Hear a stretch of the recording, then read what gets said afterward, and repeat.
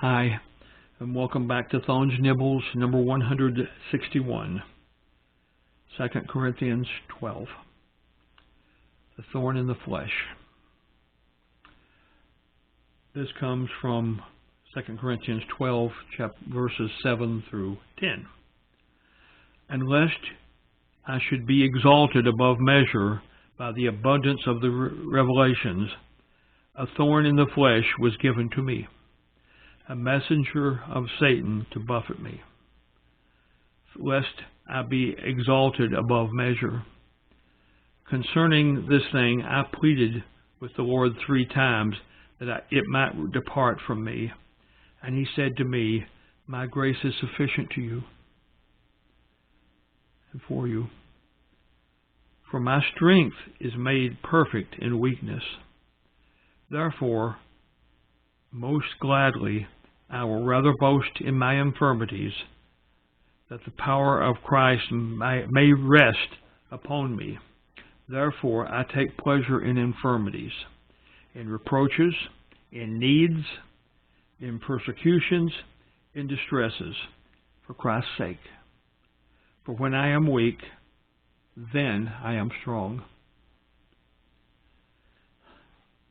The title is Sufficient Grace. Why is this in the Bible? And it's to answer a question. Are we supposed to suffer in the ministry? All believers are who it's written for. Communications. God will not ask you to do something impossible for you. And we have to have that belief. Either when I have God behind me, nothing is impossible, or else God knows what is impossible for me particularly to do, and therefore he won't ask me to do that. Now, you might debate which is which, but the outcome is the same. You'll never have to do something impossible because of the order of the Lord. Application. Paul explains that God has given him a thorn in the flesh. That is a physical challenge of some sort, in order to not be proud of the work he was doing for God. This allows Paul much better to understand God's grace, and thus Paul's total weakness. Only God gives him what he needs to fulfill his ministry. We cannot fix ourselves emotionally, physically, intellectually, or spiritually, unless it is with the power of God. And then only if it is in his plan. In this case, apparently, God's plan was that Paul was going to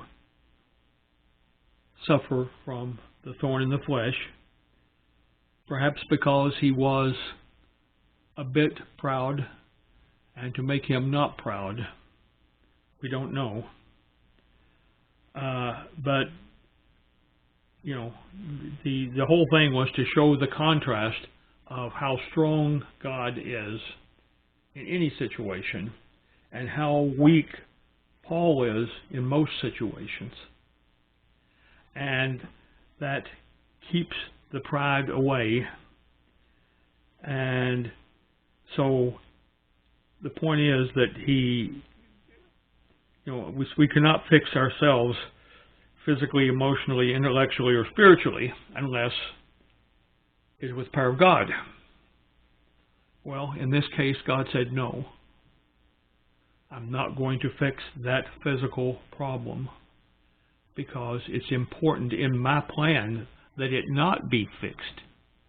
And that's the way we have to look at the plans of God, is that sometimes they do not correspond to the things that would be the easiest for us, or the most entertaining for us, or any such thing. He has his plan, and he often will help us fix ourselves when it comes to physical problems, emotional issues, intellectual issues.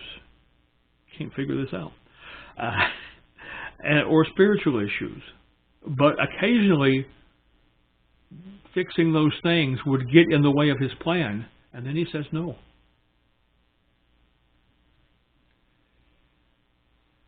What does God say to me? Lack of suffering is by the will of God. That is, if we're having a peaceful life at the moment, and we don't have any particular issues going on in any of those categories, that's because that's the will of God. He wants us to be happy and untroubled. However, part of the duty as ambassador for him on this earth, in this worldly place, is that we will often suffer, and he isn't going to allow that to stop us from doing what needs to be done in terms of passing on the gospel to others. My personal response: Lord, whatever you wish for me, I accept, because your planning is always better than mine. And that's a hard one to say, because I might be planning to, trade in my car and buy a better car. It's not going to be a new car, I can tell you that.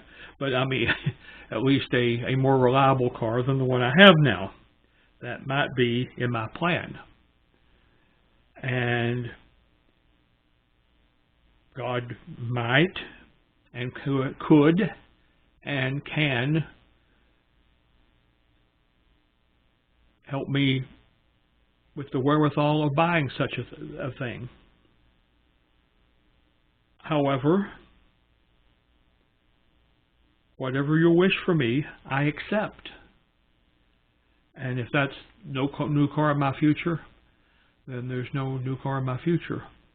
You have to accept what God wishes for us, because his planning is much superior to my planning. Now, that's not to say that I should be frivolous with money, or that I should, give all of it to the poor, or it's not saying any of those things, which, since I still have to live in this world, I shouldn't do.